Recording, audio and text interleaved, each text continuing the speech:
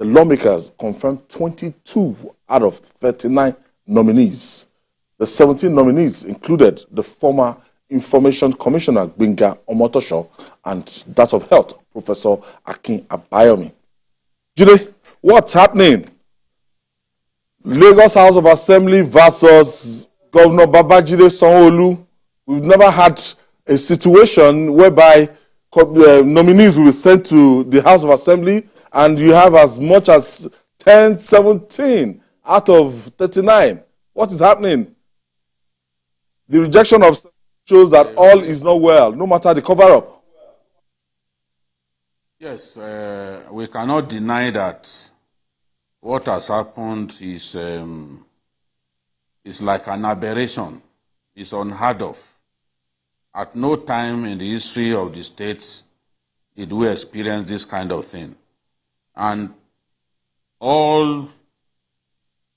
everything points to the fact that all is not well between the legislature in Lagos State and the executive, because some of the things that we are hearing now, if there had been a good level of synergy, this would not have happened. The last time we saw a semblance of disagreement with, between the House and the executive was during Ambode's time, when they had issues with passing his budget and all that. But you cannot compare that to having a situation in which the House clears 17, the House clears 22 commissioners and essays and leaves 17 uncleared. And what is particularly shocking to Nigerians who are conversant with the way the government runs in the state and the activities of the former commissioners who are back is the quality of some of the people who have been dropped. And people are asking the question, what parameters were used to drop Gbenga Omotosho, for example, given all the work, the quality work that he has done, the fact of his accessibility? I've never seen a commissioner of information as accessible, as humble as he is. He's always available to explain what the government is doing. If it's something negative, he will beg you and say, look, this work is not easy. You just have to try your best for us. You know? So no one can explain why an Omotosho will be dropped. Perhaps it was a mistake. I've had people say that the refusal to clear Omotosho was a mistake and that it will be rectified. But the House has adjourned till August 28. So if there will be some remedy, some remedial actions that will be taken, it will be after, it will be when they resume from plenary on August 28. Or if they change their mind, if they decide to come back earlier.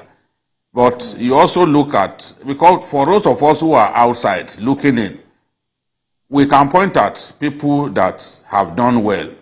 On social media, you see everybody talking about Professor Abayomi, world-class physician who specialized in blood diseases. I mean, this is a Nigerian who is respected globally. And he's come here to work, and he did a very good job. He put his life on the line fighting against COVID. He even contracted COVID in the process as the deputy incident commander. He put his life on the line. But today, we've been told that it's not good enough to return. Mistakes have been made, in my view. Ade Fisayo, an educationist, done very well. Babajide Fatodu, people can't explain.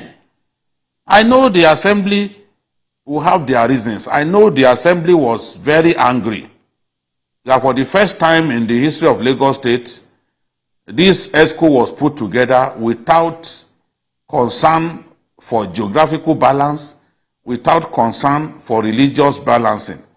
And they complained bitterly.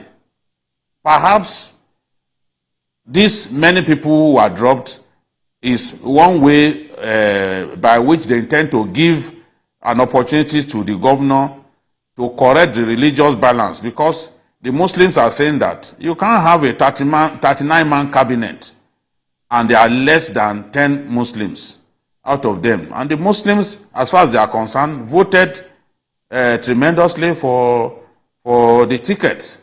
After all, the issue of a Muslim ticket was not an issue to them. The Muslims voted. It's Christians, a good number of Christians who decided that no, that they were not going to have anything to do with the ticket. So I agree with the Muslims that they deserve a better bargain from from the governor. They deserve something better from the governor that they didn't get enough. I agree absolutely. And I think that his predecessors found a way to balance this. When you also look at the issue again, you look at Etiosa. Etiosa alone produced 12 nominees out of 39. Whereas the APC did badly in the local government. So people are wondering, again, what happened along the line? There are local governments like Mushin, like Ikorodu, that stood by the party from the beginning, both in the presidential election and the governorship election. How come from those local governments we are seeing one candidate, one nominee and all that? They just felt that this time around some mistakes were made. And right, I can tell you that some of those mistakes led to the situation we found ourselves in, which the assembly angrily decided not to clear at least 17 of these persons. I've also been told that at least 3 or 4 of those persons will be brought back. I've been told that it looked like Omotosho, the dropping of Omotosho and Adefisayo, for example, were mistakes that the assembly will be willing to return. Well, I've not spoken with the speaker. I don't know what the speaker has in mind, but in the situation that we found ourselves, we have to be fair to both sides. But Nigerians are asking pertinent questions. What were the parameters used in clearing these people? All right. Talking about Nigerians asking pertinent questions, like I asked a lawmaker earlier today, and he told me that somebody like the Commissioner for Health, Professor Abayomi, said, look, even the doctors in Lagos State did not want him back. That the Lagos State Health Center was rated second when Abayomi got there, but today they are rated number 16. That, look, there are indices they are looking about, they are looking at more than what we are looking at in the surface. So somebody like that, it will be difficult to say they should return him by force. But some of these nominees that have done very well, like Benga Motosho, we can't fault that. Well, in the first place, I think Lagos State House of Assembly, in its mission statement, says, if you look at the website, that it wants to be the best in the country. And I think since 1999, we have had a lot of good things coming out of that assembly. What we are seeing, I think it has its own positive aspect.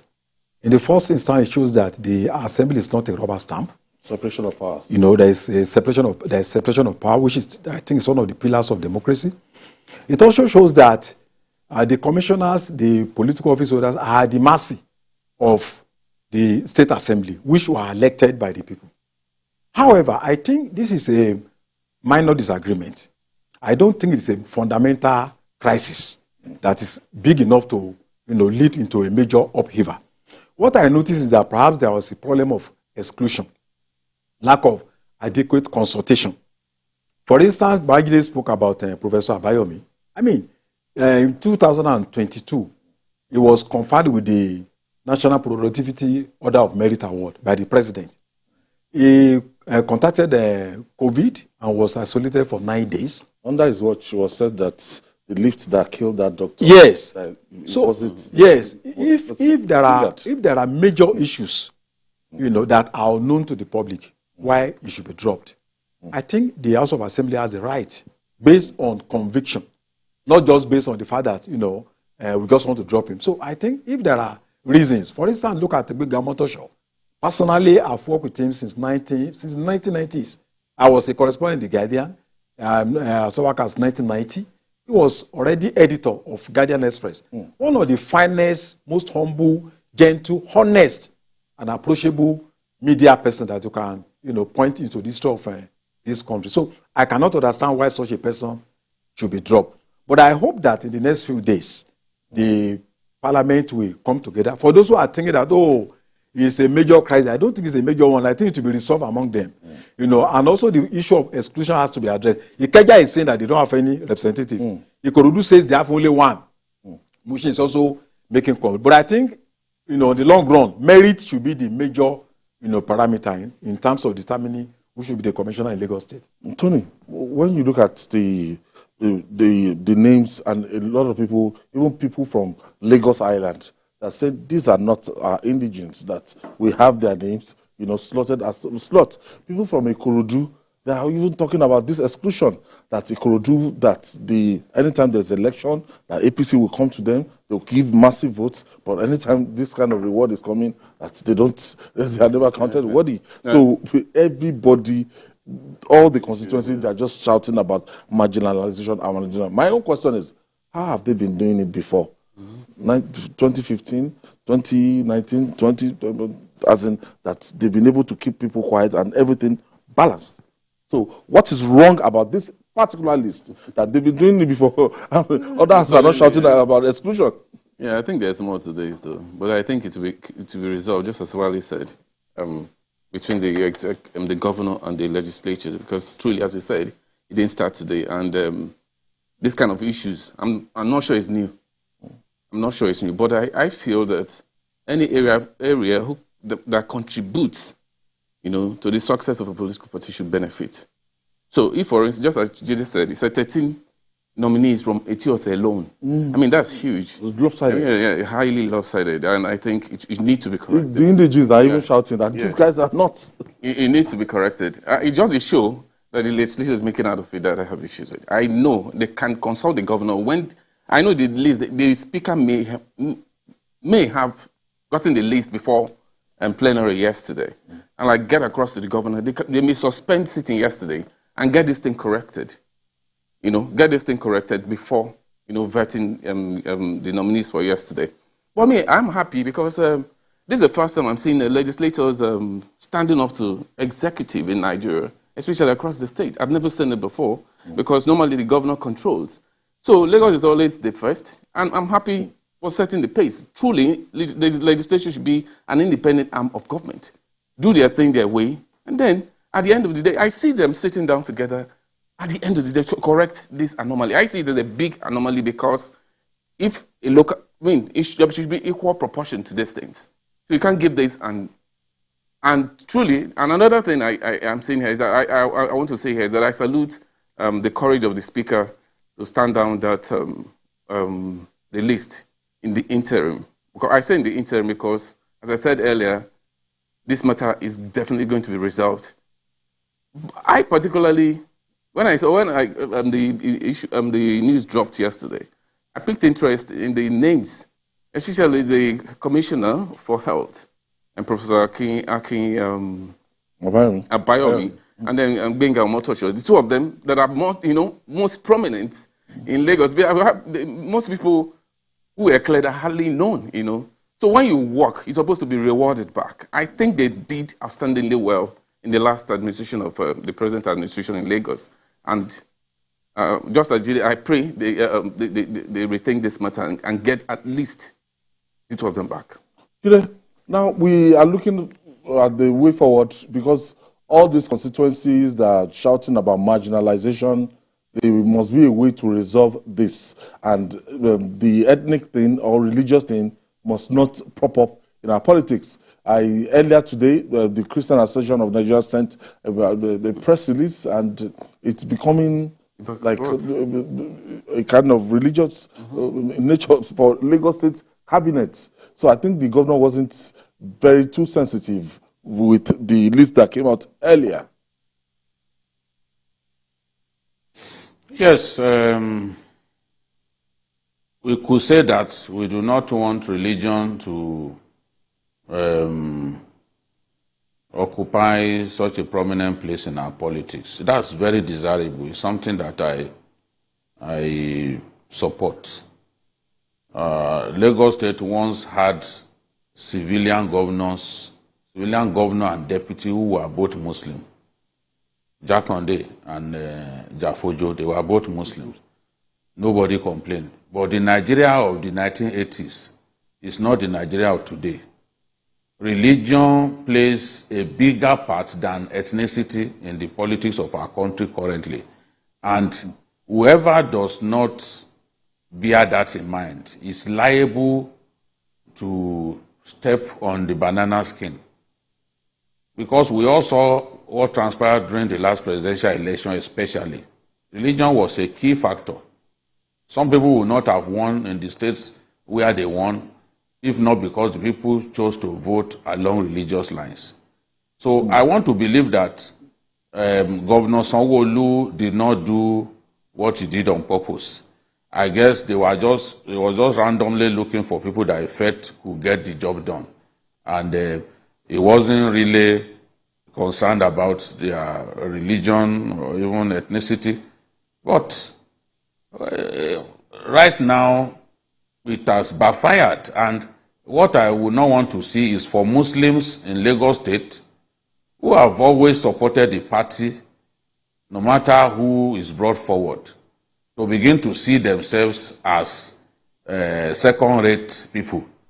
That's not what we want to see. And I don't think that the governor wants to see that. Mistakes have been made. Some of these mistakes can be rectified. They still have time. I also do not think that for any reason that people who have served their states diligently should be thrown away for the flimsiest of excuses. Because we are seeing that now. Good performance is self-evident.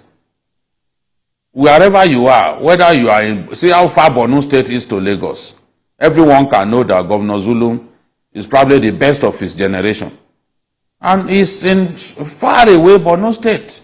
Before people started thinking about palliatives, he's bought vehicles. He's giving people bags of rice. So, and he's been very fair to all the religions in his state. This is what we want to see.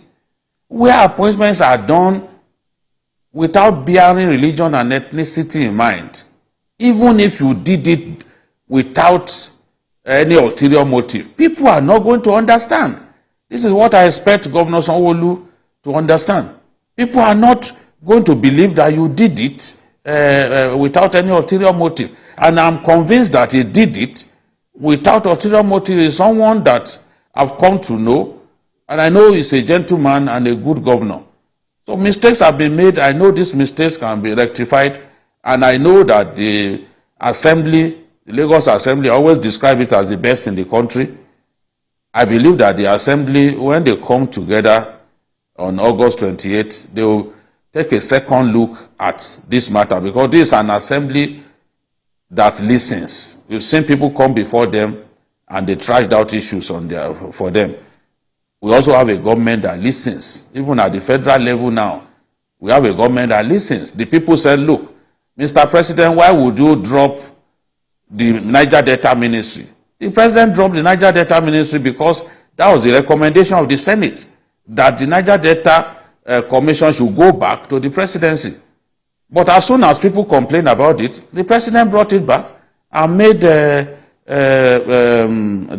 nominee from Edo State the governor in charge, the minister in charge of Niger Delta. So at every level, our governments must listen to the people. And where mistakes are made, they must be ready to rectify those mistakes. And if people have served their state very well, they deserve to be compensated for their hard work, for their inventiveness, for their patriotism. If we fail to do that, it will be difficult for us to attract the right people. We'll be able to attract never-do-wells and people who are only interested in their pockets. But we will never find qualitative people ready to serve if they are not convinced that they will not be embarrassed, after doing their best. So this is this is the way I want to sign off on this matter. I'm convinced that some of these people that in our hearts, we know they have served us very well in Lagos State, will be brought back. I trust that the Speaker and his good people in the House will look at this matter again and bring back those that really deserve to be brought back.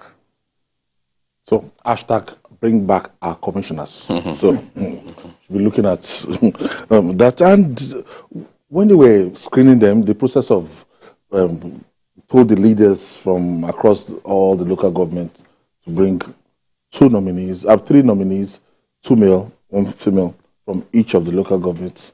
And from the list you've seen so far, I don't think we have what they were trying to achieve, let's say 30% for, the female slots. It's always a major problem, no matter how the political leadership tries, because historically we have an environment that the politics is dominated by men. You ask yourself, how many men even want their wives to go into politics? But I think irrespective of that, we need to recognize the importance of gender. We need to be sensitive to gender issues. And I believe we are making progress. We are still far from being there. Uganda, Rwanda, far better than us.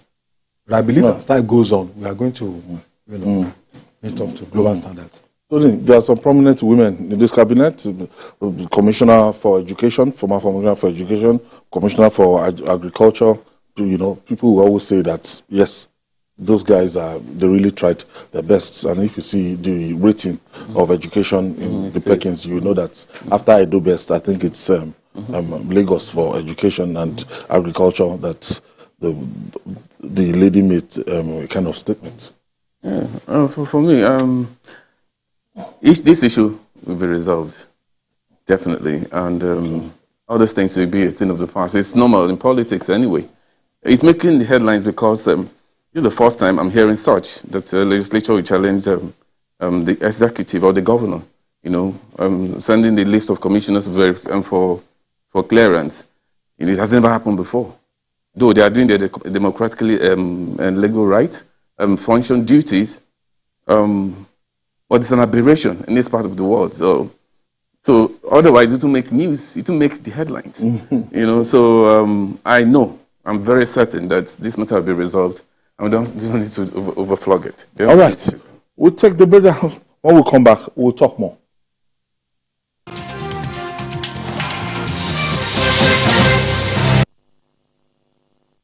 From work, in the busy traffic, your car breaks down. Car horns blast. Your car is pushed aside. You call for help. Phone battery blinks and dies. You take a cab. Few miles, tire bursts. What a day. Frustrated, sweating, and tired. Nearing home, darkness envelops the street. Wow!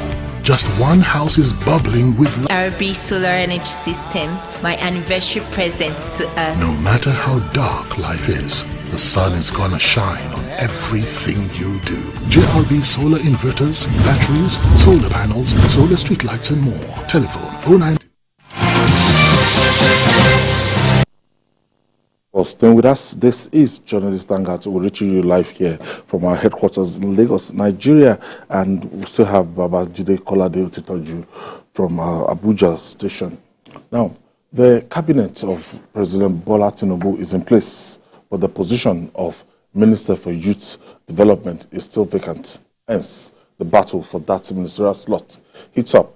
As such, some stakeholders and the youth wing of the All Progressive Congress have appealed to President Bola Tinubu to appoint a young person as the next Minister for Youth Development. Tony, let me start from you. The person that was put there before, you were told he was a 60-year-old man, and that man was actually excused, and I think he has reassigned. He was reassigned. And we've seen before this administration, we've seen this kind of aberration. We've seen old women heading the youth ministry. And I salute the president for listening, because we've never heard it before. Maybe I stand corrected. I can't recall a time when people complain about ministerial list, and then the president act on it immediately. Should there be kind of age bracket for this? There should be age bracket. It should be at least less than 50 years, 50 or less. Yeah, because yes, your minister of youth. Yeah, because most times it's not even about the age. Let's be realistic here. Most times, it's not No, even youth- there. no, But when you say Nigerian youth, youth, when you say youth. youth, when you say youth ministry, it should be dominated by youth. It should be headed by youth. That's what they're saying. Yeah. So less, at least from 40 Okay. downward. Okay, from 40 downwards. Yes. Wale? Well, I think who is a youth? In the first place. You see, the UN defines youth as between 15 and 24. 15 and 24. Then the African Union, when it's commissioned, Politics, they define call it between 15 and 35. It has been politicized. So now you have a situation where people are saying young people should be there, young people. At what age are we really talking about? Yes. But you see, one thing I think we should not forget is that this is the first time we're having separation between youth and sports.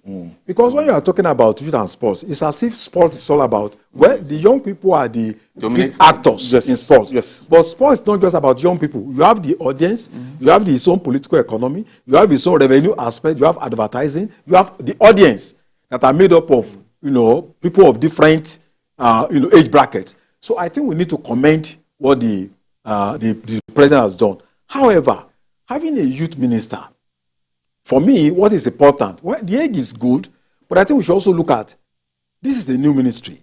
What is going to be the template? What is the framework? What is the plan of this new minister? And what are the issues that ought to be addressed? For example, we're talking about building intercultural, interfaith, interreligious dialogue between our younger people, tackling the issue of violence, tackling drug use, moral reorientation of our younger people. So I think what is most important to us is what is the focal point of the new minister of youth. So I think the president should engage the people that he really wants to pick, because it's the first time we're having this kind of ministry, and be sure of what plan they usually have in stock for Nigerian youth, which dominate the population, some 60% of the population. So it's a hook ministry that needs a strategic person that understands the issues.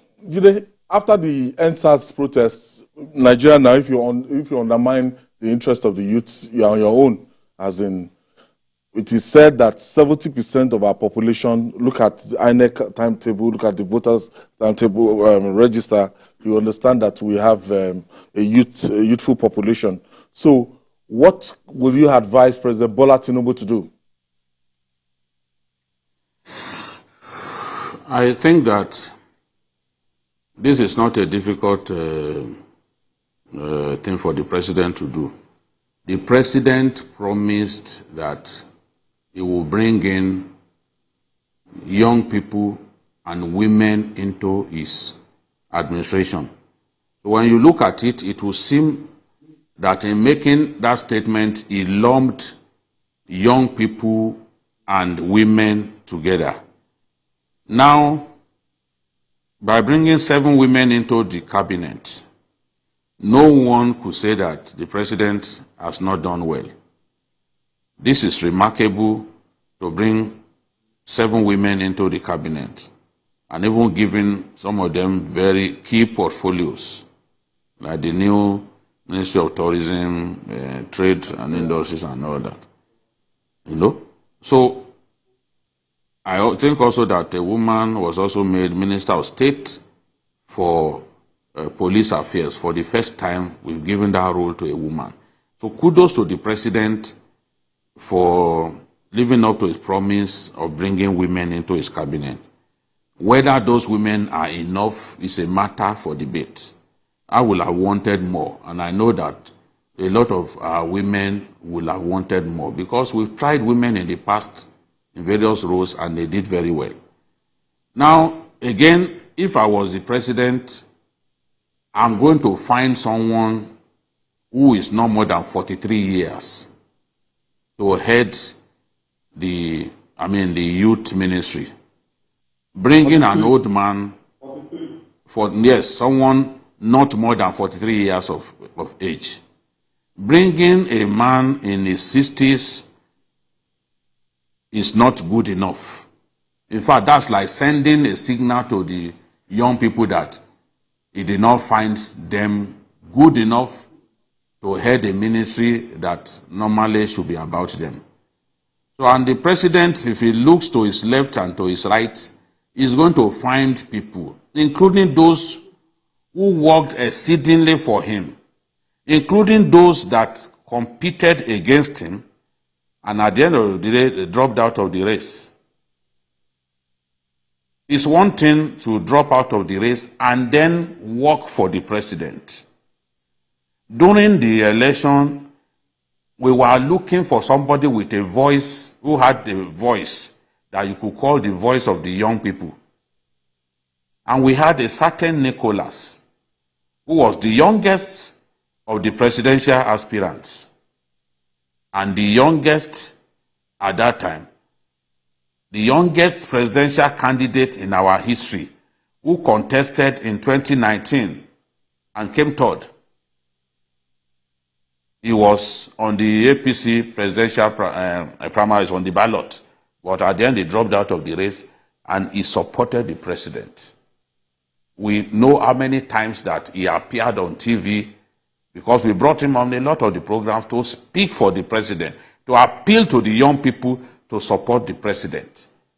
There's no reason why some of the people who worked exceedingly hard for the president, who were eager to come out and campaign for him, despite being attacked for the fact that they were not of the president's religion. Why would you be supporting somebody who did Muslim ticket? Some of them stood firm and supported the president, worked hard for him.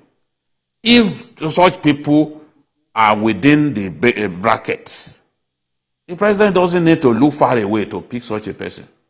So if I were in his shoes, I will look in the direction of Nicholas and say, come, I met you the other day, because the president reached out to them, the president visited him. So the president couldn't have forgotten him. But of course, he's from Edo State, where somebody had been picked. Again, that is not a drawback. If the president will want to pick among some of the people contested for the APC presidential ticket, because people like Ujuda contested, if the president will want to look in that direction, that will be fine. Because in my view, many Nigerians, many young people will warm up to the idea of having a 42-year-old man head that ministry than to bring a 60-something-year-old person. I mean, that would be ridiculous. So this shouldn't be something that will take time. I know that even if the president chooses anyone now, he has to wait until the National Assembly resume from their recess before that person can be cleared and all that. I know that is on ground. But the point that I'm making is the president doesn't have to look very far. Within his party, amongst the people contested for the APC presidential ticket, there is somebody that he can find. I don't like to appear to campaign for individuals, because I have no reason to. But at the same time, I can push for the president to recognize hard work, to recognize loyalty, to recognize sacrifice, because that is what we've known him over the years for. So if he drifts away from that and he goes to pick someone, maybe even outside the party, someone who didn't really work for the party as much as some young people did, then people will not be happy.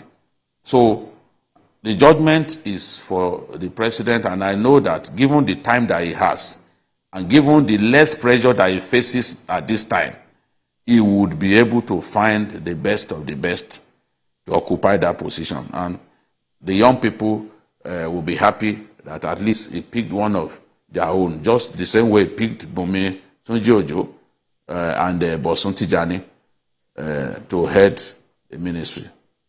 Okay. Judah has mentioned the names of the people he wants. Yeah, I'm also rooting for the likes of Dayo Israel, Moremi Ojudu. We have young people that actually worked for that ticket. But ultimately, it's going to be something that will be a standard. And effectively, you can reach out to the youths, especially if this person is very young. Very young.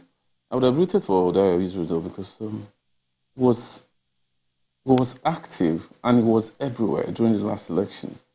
So I was actually thinking he was going to head the ministry until the list dropped.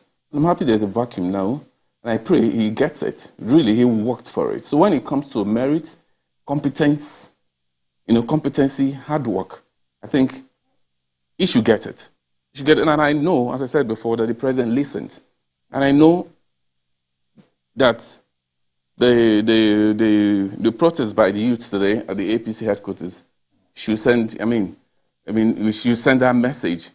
And truly, when you work, when people say, where person they work, now they don't work job. So they work, they did a lot during last election, led by Israel. People actually went for him. People were, online. They attacked him in different ways, but they stand firm. So of everyone, all of them that worked, they know them, but he stands out. But some of these ministers, they are young people. Look at Betta. Betta is 36. Yeah. Betta is 36. If I'm correct, Betta is 36. And maybe we should have headed the youth ministry. So I think we have it should not be difficult to get youths that actually I don't think it's difficult. must still be within the All Progressive Congress. We also have youths across that. If championing for it, they should get it first. I don't think the likes of Bosun Tijani rooted for Mr. President, but at the end of the day, merits on the strength of what he can do. The minister should be somebody that shares the political ideals of the party. The ideas, the ideology of the party. Okay. So, because what is important is that you are implementing a program of the party. So, you must first of all, need to share, what the party stands for. But if you don't do that, after some time, you may not get tired. And I also think that your history is one of those candidates. I've never met him before, but I've also, somebody that at the age of 9 was already heading, involved in a civil society anti-violence organization, attending United Nations at the age of 15. Listed as one of the best products from London Metro University. And if you look at many things that he has done in terms of, even being known across Africa, I think it's also it's a candidate we should watch for, plus the Nicholas at the end of the day, I believe the president should interrogate them, should engage them constructively, and then let them know what they really have in stock. So he should pick the best out of this list of. But Nigeria has abundant of youth that are qualified, to lead the country. All right. Now, for the new Minister of the Federal Capital Territory, FCT, Nyesom Wike, the baptism of fire on the job came early.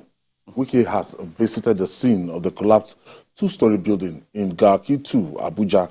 Speaking at the scene, Wike restated his earlier statements that structures in the federal FCT without approval will be demolished. Let's share some updates on this story with you.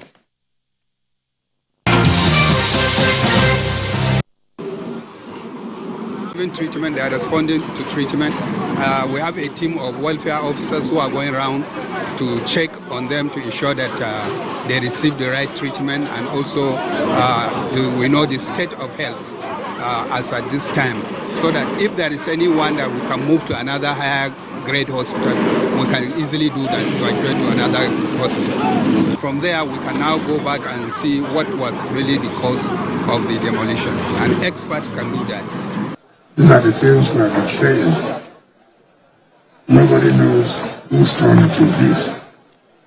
Therefore, it is important that when government says they will take action, I do not know why it has taken long that STA did not settle them. And so we'll take immediate action to see the enemies of this settled, and then government has to plan and displace. The way we campaigned in Lagos that it's time to restore sanity in Lagos State, I think it's time to restore sanity in Abuja too.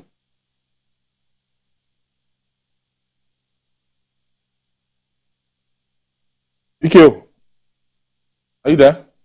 Oh, yes, I am. Okay. I heard someone saying that Abuja is not Port Harcourt, that Governor, Wike should realize that Abuja is not Port Harcourt. I wonder what that person was saying, believing that it was making sense. Was he thinking that the people in Port Harcourt are more sedate and incapable of revolting like Abuja people? No. The fact is, Wike as governor was a strong governor. He put his foot down, and no one who had not been to Port Harcourt in a long time would say that there is no change, except that person decided to be blind. Wike did tremendous work in Port Harcourt, a very strong governor, and that is the sort of person that Abuja needs. And I'm confident that the president will back him in restoring sanity to this town, this FCT. When you are going around Abuja in the night, you see that a lot of places in Abuja there is no street lights, pitch darkness, in the heart of the city. I wonder how people, successive administrations in FCT allowed that to happen. Then you go to some places in the central area, around the mosque and the ecumenical center. If you are unlucky, you are dropped from a cab in that area, you are going to be mugged because there are robbers in those areas. And Wike is saying, look, we don't want street trading because people are using street trading to rob people. My friend Mohamed Garuba was relieved of his phone in broad daylight in Abuja. If you told me such things could happen in Abuja in the past, I would have argued. So Abuja has deteriorated over the years, and it needs someone like Wike to fix it. Wike has said there are so many places where you do not need bus stops, where bus stops are being legally created. People are trading by the side of the road. The city is dirty. The sanity of the city has been taken away. I mean, this is a city that we all must be proud of. All the things that we see here in the FCT, we don't see in some federal capitals of some countries. So our Abuja deserves the best. Where people have built houses without recourse to planning, something has to be done. We can't allow Abuja to turn to another Lagos. So no one should try to demoralize or try to frighten the new FCT minister. He has to do his job of making this place better in terms of sanitation, in terms of security, in terms of even nightlife.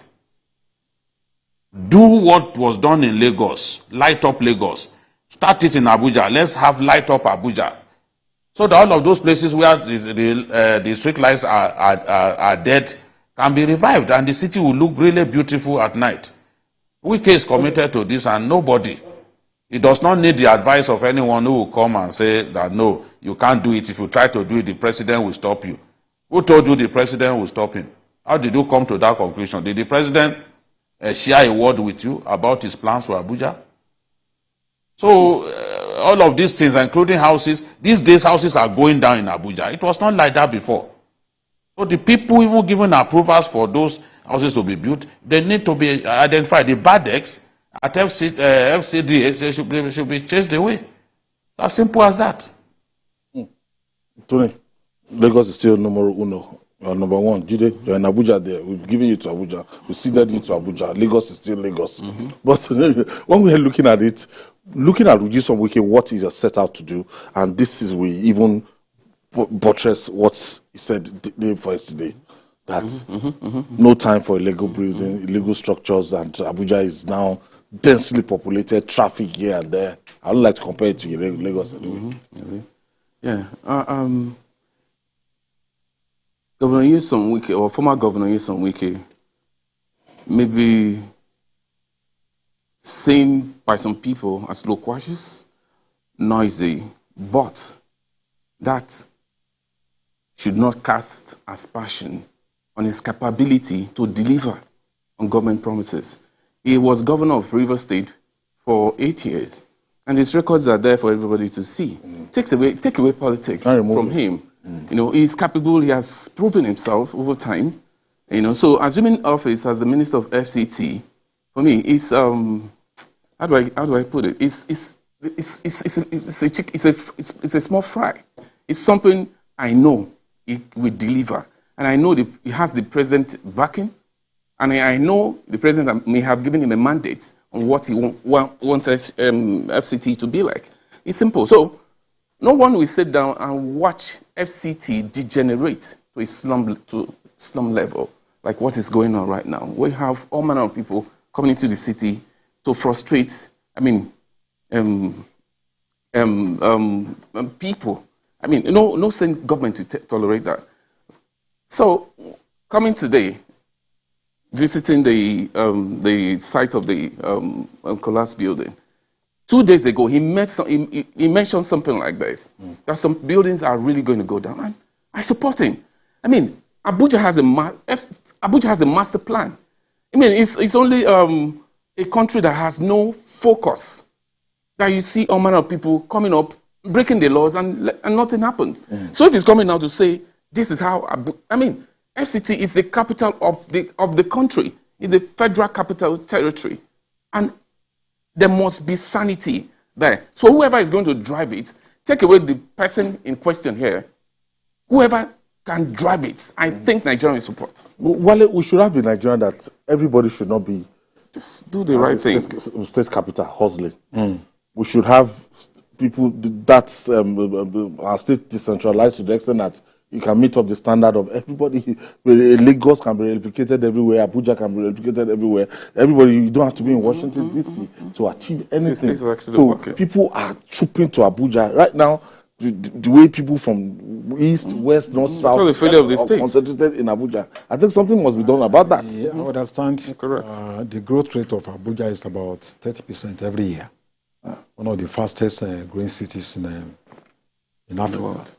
And I think in 1977, when Abuja was conceived, the International Planning Associates, a conglomerate of about 3 American companies, they had 5 phases. Each phase has about 50 districts. And I don't think up to now we have even crossed the 3rd phase. So there will be a lot of distortion, in the master plan of Abuja. So I think from the position of law, the current minister, Honorable Wike, is correct. If a building is illegal, the normal thing is that building has to go. However, in sociology and politics, you must interpret and enforce law within the concept of cultural and social implications. So for me, I think that coming in for the first time, the first day in office, even though illegal buildings must go, it's a priority, but I don't think it's of topmost priority in the context of the environment to find ourselves. So while I agree with what everybody is saying, they must do another, in terms of methodology, I think I differ. Because if you pull down, let's say, about 2,000 houses, 3,000 in the first 2-3 weeks, we are going to displace some 30,000 people. That means having about 40 to 30,000 IDPs in Abuja. We have to look at the social consequences. People living in shanties, not out of their own free will, but by circumstances beyond their control. And they have women, they have children, they must go. The capital city is not meant for rich men alone. It's not meant for those that have money. So I think we need to balance this within the context of our economic realities. And I believe that there are also serious other problems within Abuja. Babangida has mentioned all of them. Security. I was in Abuja last week. My driver was telling me, hold on to your phone. If you are not, you can just break your car and then take your car and then even stand there and say, come down, to come and challenge. So that was not like this before. After snatching the phone. The driving culture in Abuja is so reckless. And the VIOs, they still take, manually, taking your,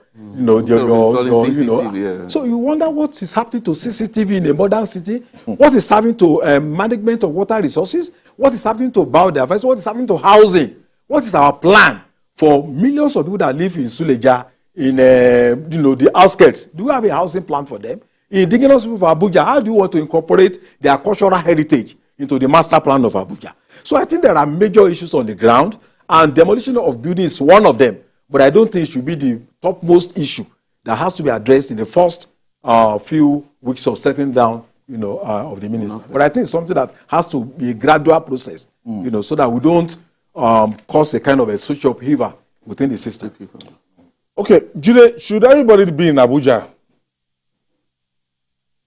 No, the problem is not that everybody wants to be in Abuja. That's not the problem. New York is already big, yet more and more people are coming into New York. In fact, Densely populated. because New York is growing rapidly in terms of population, some are moving out of New York and going to Arizona. During the last presidential election, it affected the pattern of voting because Arizona had always voted Republican. But because a lot of those Mexicans, Hispanics, because some of them were leaving New York to relocate to Arizona, because New York had become so expensive to live in. It altered the voting pattern, and the Democrats carried Arizona. So I believe that if a city is well planned, most big cities will always be bursting at the seams with population. It's just like Shanghai in China, all of those, Tokyo, you have people will come in. This is where things are happening. But you must prepare for the influx of people.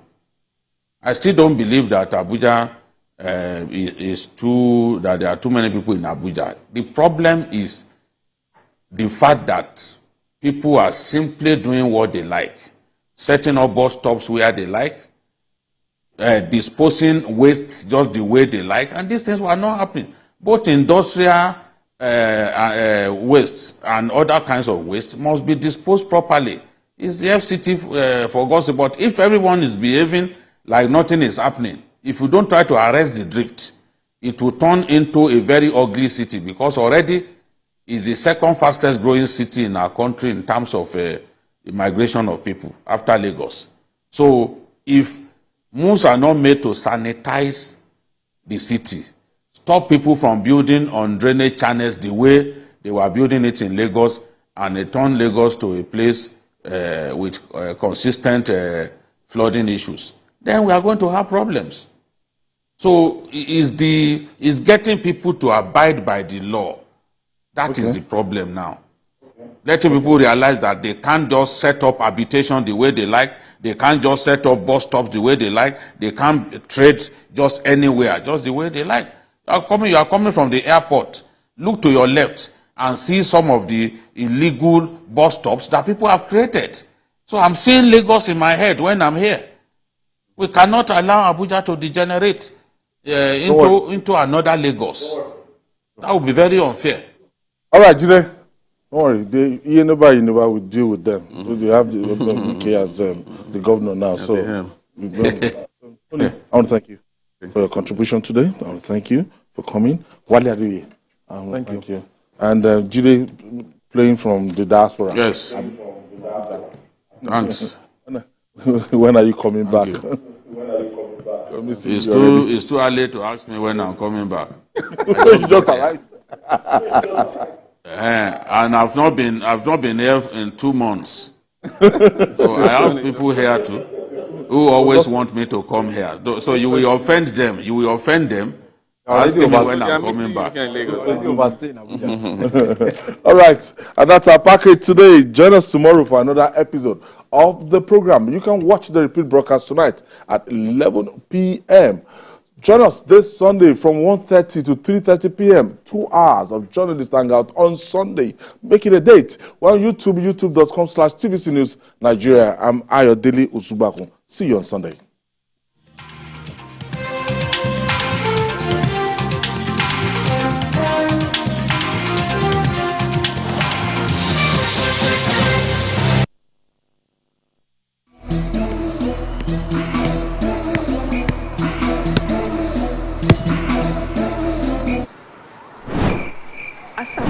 Pass ball. What? Here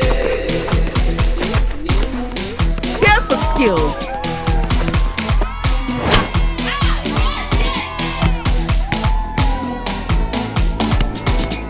Here for choice. Here for fans. Here for dreams. Here for goals.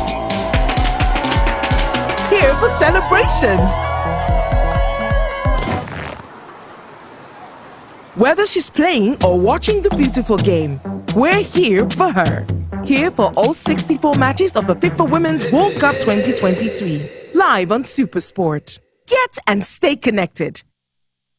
The following is a paid presentation by ShopX TV. Do you spend the night trying to get comfortable? Your knees rub bone on bone. Your back and hips ache. You wake up in pain? Not anymore. ShopX TV is proud to introduce the Contour Legacy Pillow, the patented, ergonomically designed tapered leg pillow that naturally fits the contours of your legs, knees and thighs to help align your spine and alleviate pain. Watch, when you sleep on your side, your leg falls forward, twisting your pelvis and lower back, putting pressure on your spine, hip and sciatic. But the Contour Legacy Pillow cushions your knees and cradles your legs, relieving stress on joints while restoring your lower back alignment. Sleeping on your side, your leg comes over and puts you out of alignment, causing lower back pain, hip pain, even knee pain. By using the Contour Legacy Pillow, it restores the natural alignment of the spine, helping to alleviate pain and pressure, leading to much more restful sleep. Old-fashioned leg pillows are bulky, but the anatomical design of the Legacy Pillow fits perfectly the shape of your body the way nature intended. You can even use two together for full leg alignment. Legacy Pillow is exclusively ventilated, so it always stays cool and dry. With top crescent design, it cuddles up to you perfectly and easily moves with you. Ordinary pillows go flat, but the Legacy Pillow is made up of soft memory foam, so it never loses its shape and the cover is machine washable. The Contour Legacy Pillow is now available in Nigeria, exclusively from ShopX TV. You could be paying up to 500,000 naira for an orthopedic bed that doesn't properly support your spine. But call the number on your screen now and get 2 Legacy leg pillows for just 69,900 naira and get relief from back and hip issues. But wait! If you call now, we'll upgrade you to the Contour Better Sleep Collection. The collection comes with 2 Contour Legacy leg pillows and 2 Contour Cool Gel head pillows at no extra charge. The Contour Cool Gel head pillows' soothing orthopedic support will cradle your head and neck for full alignment, while keeping you cool all through the night for the best sleep of your life. Incredible! That's 2 Contour Legacy pillows and 2 Cool Gel head pillows for just 69,900 naira. And that's not all. Place your order now and we'll also deliver your Contour Better Sleep collection with no shipping charge. But hurry! This is an exclusive ShopX TV offer and only available for a limited period. So, call now while stock lasts. Your rest is your wealth. The proceeding was a paid presentation brought to you by ShopX TV. At TVC News, wherever the big news story is happening, we're geared up to break it. TVC News, first with breaking news.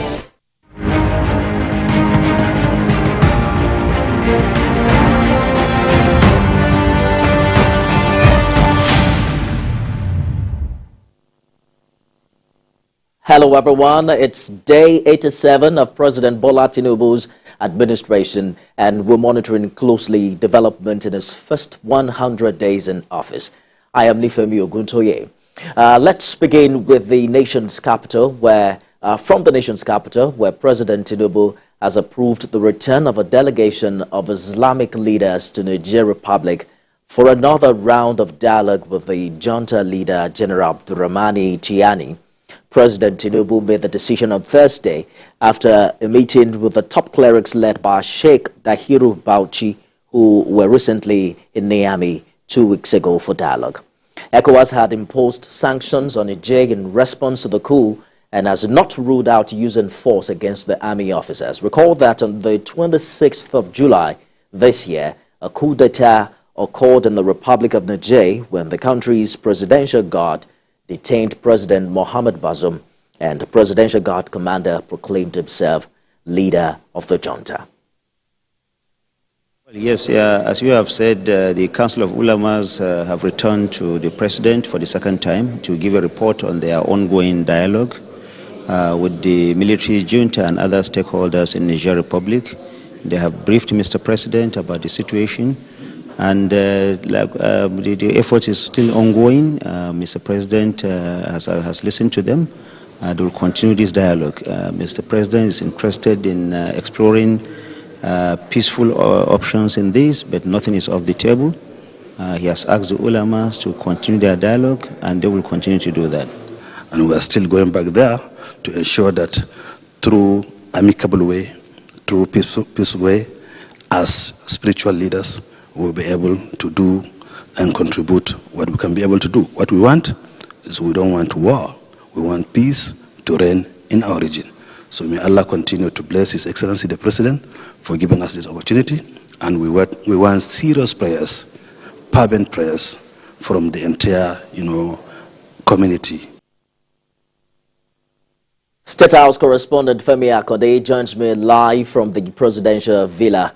Femi, the military junta has proposed a 3-year transition period. Is it clear what the objectives are for these clerics and precisely what their goals will be? Yes, Nifemi, the objectives of this cleric will be to take the message of President Bola Tinubu as chairman of ECOWAS and indeed the entire economic community of West African states to the military coup plotters in Niger that the regional bloc totally and outrightly rejects the coup and the takeover of government and insists on the return of constitutional order in that West African country. And the sanctions imposed by ECOWAS will continue to be in place until they relinquish power and restore constitutional order. That is the clear mandate that these Council of Ulamas will be taken to Niger Republic. But yes, they might have a more subtle way of delivering that message, also considering the fact that over the years they have been able to earn the trust of people in the Niger Republic, including the military and indeed these military coup plotters that ousted President Mohamed Bazoum. So they are trying to leverage on that trust that exists between the people in the Niger Republic and the Council of Ulamas to see if they can prevail on them to relinquish power and restore constitutional order. And you also recall that they were the first people that after the former emir of Kano State, they were the first people that met with the military coup plotters, sat down with them and held talks with them. You know that the first attempt by the ECOWAS delegation, ECOWAS envoy led by General Abdulsalam Abubakar, was unsuccessful until after the ulamas met with them, and eventually these military coup plotters opened their doors and are even willing to engage in more talks with ECOWAS. Nifemi. This council, as well as other stakeholders, have been talking about the need for ECOWAS to explore a more peaceful option. Would you say that the regional bloc is paying attention to all of these calls in the midst of its call for a standby force in Niger?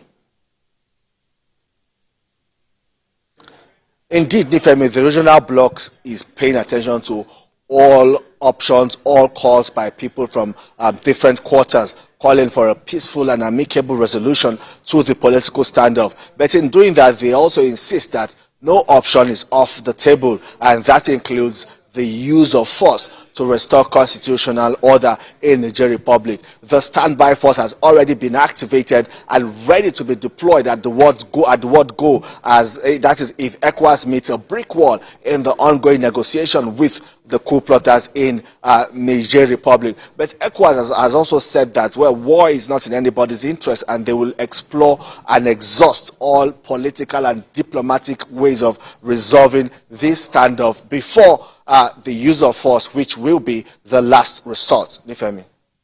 ECOWAS is saying the 3-year transition plan is not acceptable. We're looking forward to what more this Council of Ulamas can achieve as they journey again to Niger for a second time. State House correspondent Femi Akonde live for us at the presidential villa. Still to come on first 100 days. Osun State Commissioner for Information, Kolapo Alimi, joins us to discuss the distribution of federal government's palliatives to cushion the impact of fuel subsidy removal. We'll also find out what's happening at the grassroots here in Lagos with Executive Chairman Yaba Local Council Development Area, Kayode Omiyale. Stay with us.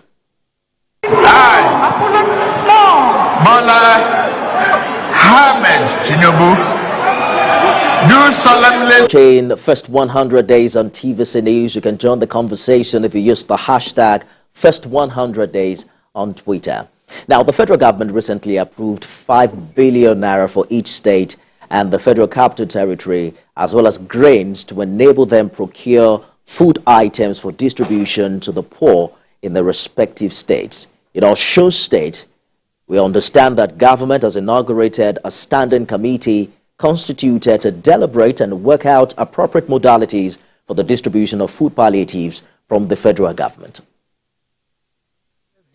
1,000 should wait until the arrival of the remaining 14,320 before there will be any distribution. So please, we want to assure the public that the rice is intact. The 3,000 that arrived is still intact. Nobody touch it. The other 14,000, over 14,000. Osun State Commissioner for Information, Kolapo Alimi, joins me now for more on this development. Honorable, thank you so much for finding time to join us on the program. So correct the figure if it's wrong. We hear that the Osun State government was quoted to be expecting over 14,000 bags of 50 kg rice and 3,200 metric tons of maize. Is that accurate? Yes, you are very correct. So out of the 14,000, you have taken delivery of how many? No, the point is this. The first batch is just about 3,050 kg bags of rice. We have taken delivery of all the 3,000. The second batch is 14,000 plus 50 kg bags of rice, plus 3,200 metric ton of maize. So we have not taken delivery of anything out of the second batch. So yesterday, we inaugurated, the deputy governor did inaugurated a committee on that palliative. The main function of that committee was actually to discuss the templates to be used for the distribution of the rice, most especially the one at hand, the 3,050 kg bags of rice. However, when the committee discovered that we are still expecting about 14,000 plus more, plus a 3,200 metric ton of maize, they decided that it would be wise for the state to wait until the arrival of the entire stock, which will amount to 17,050 kg bags of rice. And exactly the point, that's what the opposition has an issue with. The opposition has berated your government of keeping these palliatives, and according to them, that the Osun State government is subjecting people to more hardship. Their position is, why not distribute what you have? And how are you also responding to stories of these bags being diverted? Well, first and foremost, we are dealing with opposition in Osun. To me, with great respect to them, that are not reasonable, because when you see the committee inaugurated for this palliative, you have the state chairman of a CAN as a member, the state chairman of a Muslim community as a member, the Yaloja, they are represented there, people with disabilities, special needs, they are members of this community, of this committee, the civil servants, the chairman of TUC in Osun is a member of that committee. You have the chairman of pensioners. So what I want to get, all the stakeholders, not politicians, they are majority of them are members of that committee. And if in their own wisdom, they discover that in Osun, now we are having 3,000 bags of rice, 50 kg. Yes, but we have 30 local government in Osun. If we divide 3,000 by that 30, you have 100 bags of rice per local government. If you now divide it, let us use a local government with 10 wards. We have some local government in Osun with 15 wards, but let us use 10. That means the 100 divided by 10 will give 10 bags of rice to a particular ward. In a particular ward in Osun, you have communities as large as about 10, 15 communities making a ward. So that means if a community now want to get rice, committee will get at most. Honorable Commissioner, you are saying that distributing what you currently have is going to be quite insignificant, compared to that is the rationale, my brother. But now that you have, behind. I hear you, Commissioner. Yes. But now that you have decided to wait to take delivery of all of the bags, do you have an idea of how long more the Osun people will have to wait? Yes, we are talking about at most from what we are hearing from Abuja, latest time in the next 2 weeks. The committee in their own wisdom, which happen to be the stakeholders in this state, if they decide that it will be meaningless for the government to be now be sharing cup of rice and call it palliatives, then why should anybody now think playing opposition without being reasonable? So all these kind of talks has no place in Osun. The people know that even before the advent of Governor Adeleke as the governor, the Adeleke dynasty in Osun, well known for their philanthropic nature, they used to distribute rice. So it's not new, but if you want to do something, you have to do something reasonable. Take it now. Take 100 bags of rice to a local government with 15 wards and distribute and see what significant effect will it have. So the people, those who matters, I told you when you look at the composition of that committee, that you discover that yes and yes, they are very reasonable, and that was the reason why we asked them to address the press themselves. I hear you, Honorable Commissioner, and I think that your point is also very well noted. So we asked our viewers on Twitter to ask you a few questions. One of them, at Alaro for you, says, what's the arrangement for people with disabilities to get their own palliative without stress? And what's the plan of the state government for people with disabilities in government? I think you answered that earlier, saying that you have them well represented in this committee. Yes, so let's move on quickly. Members. Because of our time, Honorable Commissioner, let's move on quickly. The governors, during one of the national, one of the NEC meetings, actually did favor a different social register from the one used by the previous administration. So I'm just concerned to know, does Osun have a social register it's working with for this distribution?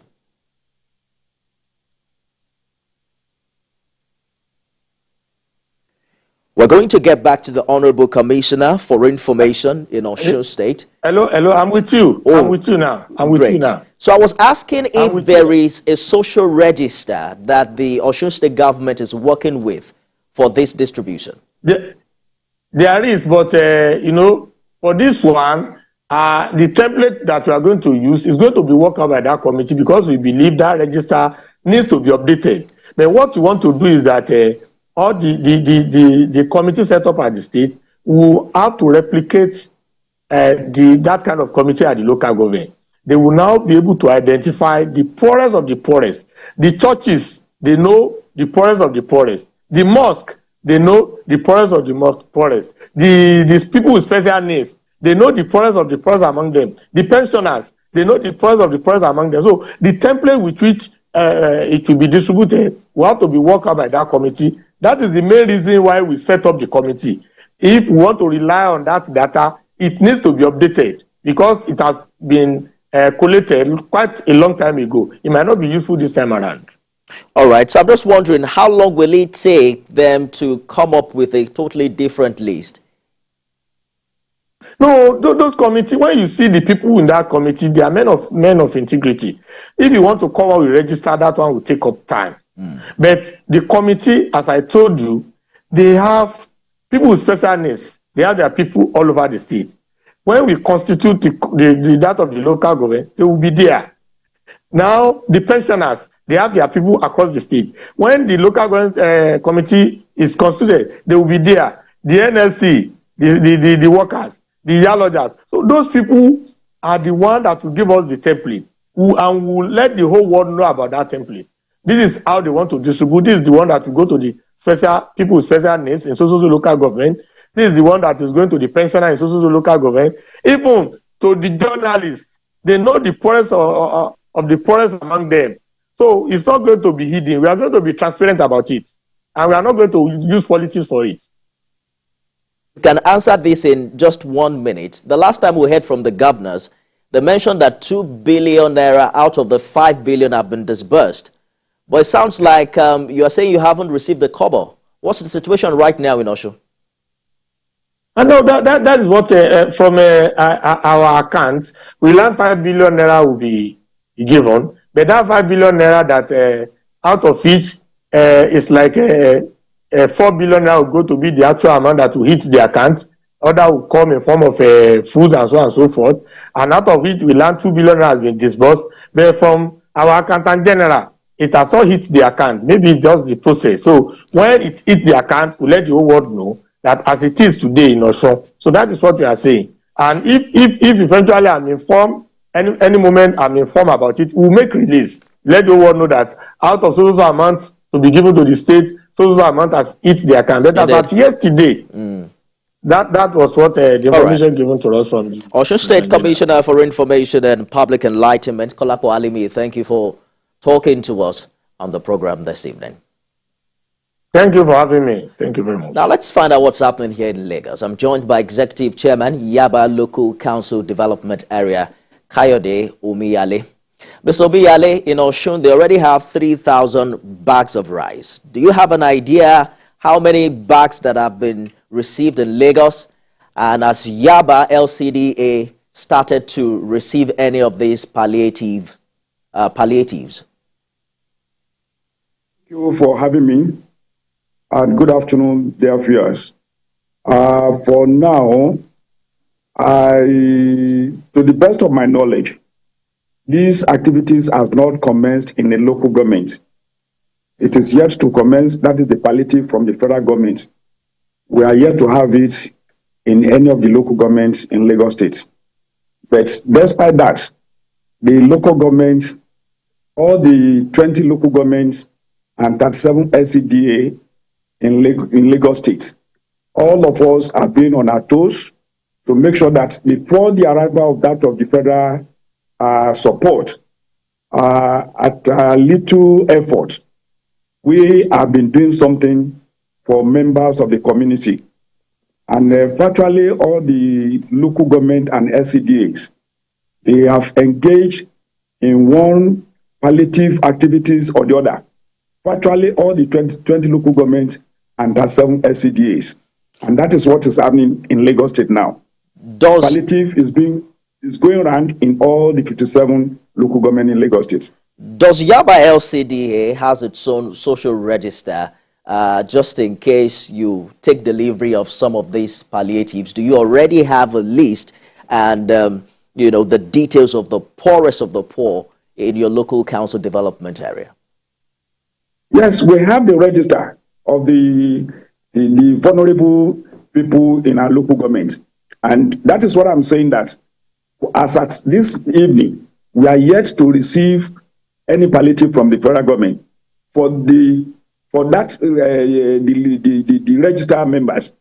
But as I've said earlier on, what I'm saying is that each local government, they have their own programs in which they are trying to go ahead before the federal government. So the issue of palliative is going on in Lagos State, but we are not been using the social register that's been compiled at our own local level. What we are considered is, yes, we are selecting the vulnerable members in our communities, and we have people from the CAN, we have people from the MAN, we have people from Community Development Association, we have people, the aged people, the widows, as well as the retirees. And that is what we have been following. Because we are the grassroots government, we know who and who. Even without looking at our register, we know where we can pick them, and we know we have our officers on the field for selecting all these people. And that is what we are doing presently, and it's still ongoing. This current intervention that you are talking about, different from the one we're expecting from the federal government, how exhaustive is it? And just how many people have you reached, and how are you reaching them? Well, in my own local government, we have reached about 5,000 people. And I know that because we are comparing notes in all the local government and LCD